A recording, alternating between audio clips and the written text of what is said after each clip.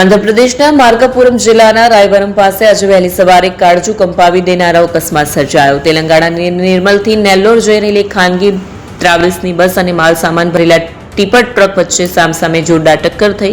આ ટક્કર એટલી પ્રચંડ હતી કે બંને વાહનોમાં જોતજોતામાં ભીષણ આગ ફાટી નીકળી, જેમાં બસમાં સવાર 8થી વધુ મુસાફરો જીવતા ભૂંજાયાની માહિતી મળી રહી છે. હરિકૃષ્ણ ટ્રાવેલ્સની આ બસમાં આશરે 40 મુસાફરો સવાર હતા. હૈદરાબાદથી પામુર જઈ રહેલી આ બસ રાયવરમ પાસે પહોંચી ત્યારે સામેથી આવતા ટ્રક સાથે અથડામણ થઈ.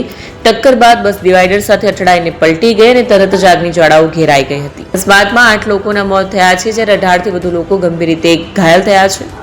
ગંભીર રીતે ઇજાગ્રસ્ત થયેલા મુસાફરોને તાત્કાલિક સારવાર માટે ખસેડાયા છે. ડોક્ટરોના જણાવ્યા મુજબ કેટલાક મુસાફરોની હાલત અત્યંત નાજુક હોવાથી મૃત્યુઆંક વધવાની પણ આશંકા છે. આંધ્રપ્રદેશના મુખ્યમંત્રી ચંદ્રબાબુ નાયડુએ આ ઘટના પર ઊંડા શોકની લાગણી વ્યક્ત કરી છે અને અધિકારીઓને ઇજાગ્રસ્તોને શ્રેષ્ઠ સારવાર આપવા તેમજ અકસ્માતની ઊંડી તપાસ કરવાના આદેશ આપ્યા છે.